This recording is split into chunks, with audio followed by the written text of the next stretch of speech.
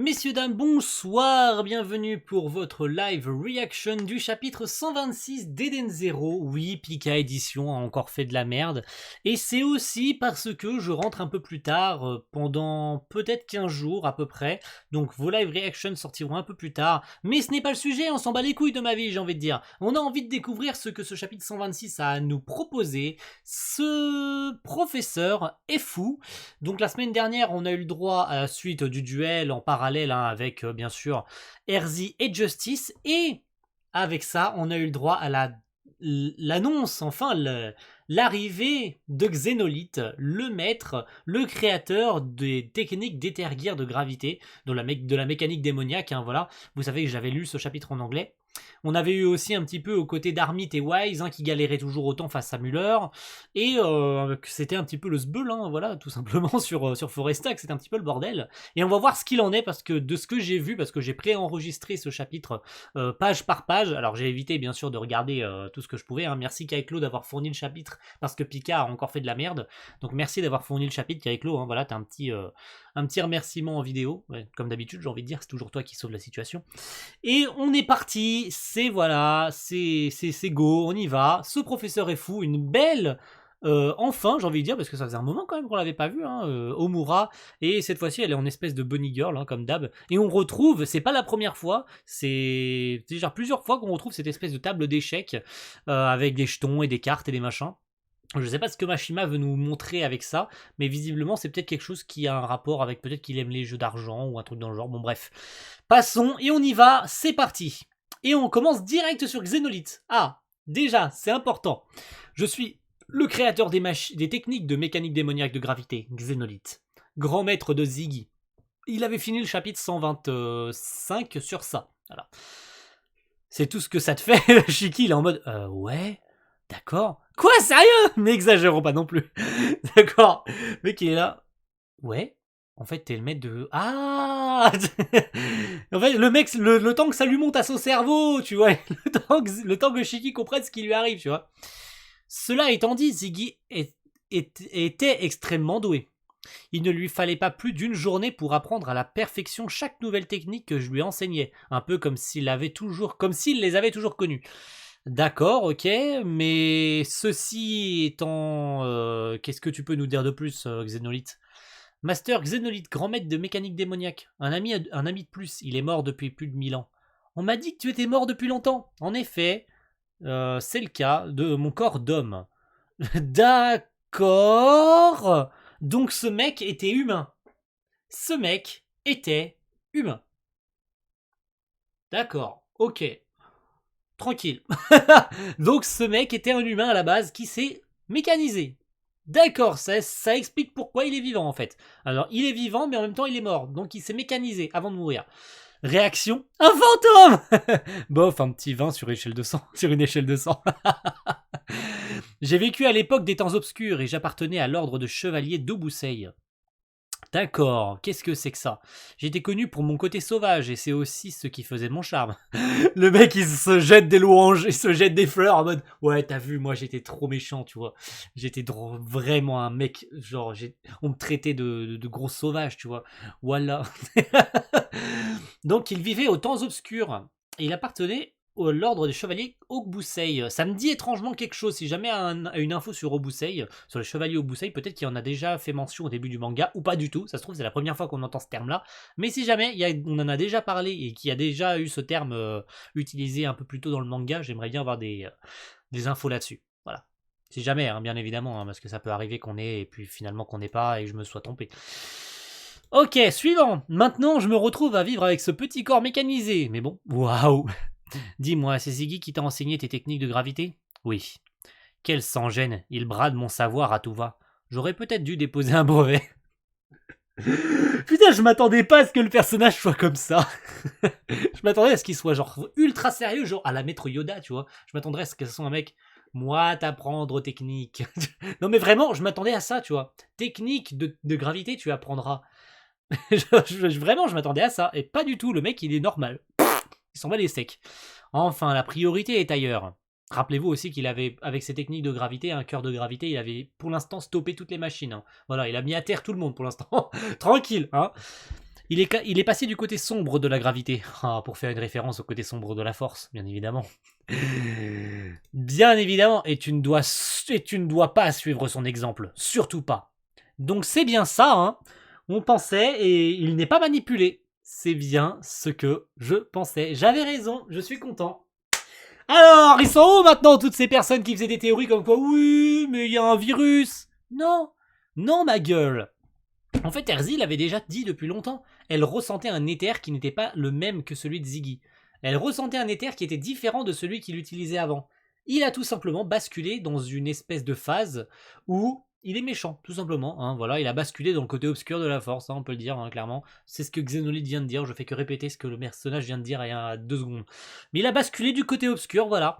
En passant en veille, je pense que son côté obscur s'est réveillé et il a compris en fait que il fallait qu'il bascule en fait pour devenir plus fort. Ouh là là, attention, c'est chaud, c'est compliqué, ouh là là. Alors, on revient direct, on met une petite pause du coup sur Xenolite, d'accord, et on revient sur Justice et Erzi qui clairement sont mal en point. D'accord, ok. C'est chaud, waouh, oh my god. À cause de cette mystérieuse gravité, nos coups n'ont pas été mortels. Oui, et elle était différente de celle de Ziggy ou Shiki. Princesse, restons-en là pour le moment. Ah, d'accord, l'osbire de Erzi qui vient de chercher en mode hey, on se barre. Berman, il s'appelle. Et Omura, c'est bon, on l'a repéré. C'était quoi ça? De la gravité. Ah, on revient direct sur les sbires, d'accord, ok. Je m'attendais pas à ça. Je m'attendais pas à ça, moi. Victory, attention. Ah ouais, merde, il allait écraser la cage dans laquelle est Omura. Ouais, regardez la taille du mec comparée à la taille de la cage. La gueule. Elle rikiki la cage. C'est ouf. Et le mec, il allait marcher dessus. Ouf. On va dire que Omura serait morte écrabouillée. Ok.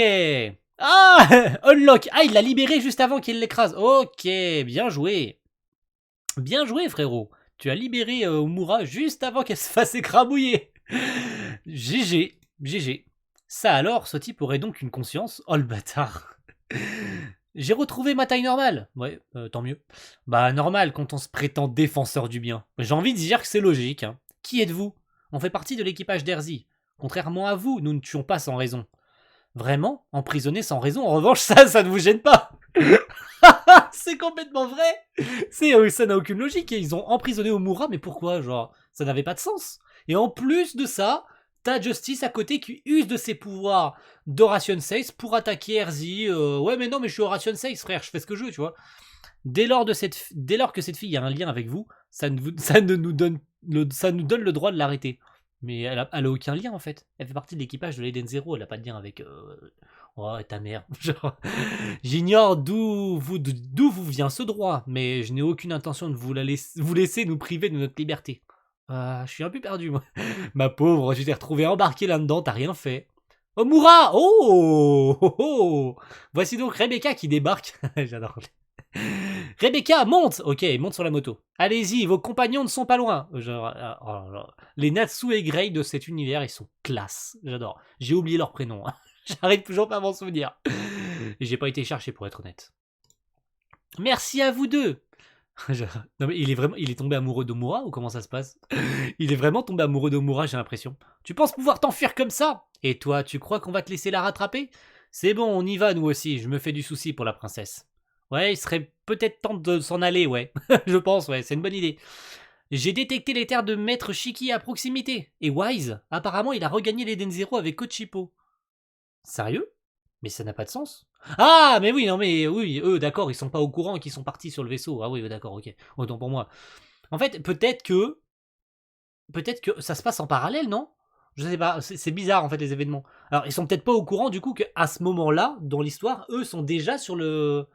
Ou alors c'est un parallèle, genre 1 heure avant, ou un truc dans le genre, je sais pas.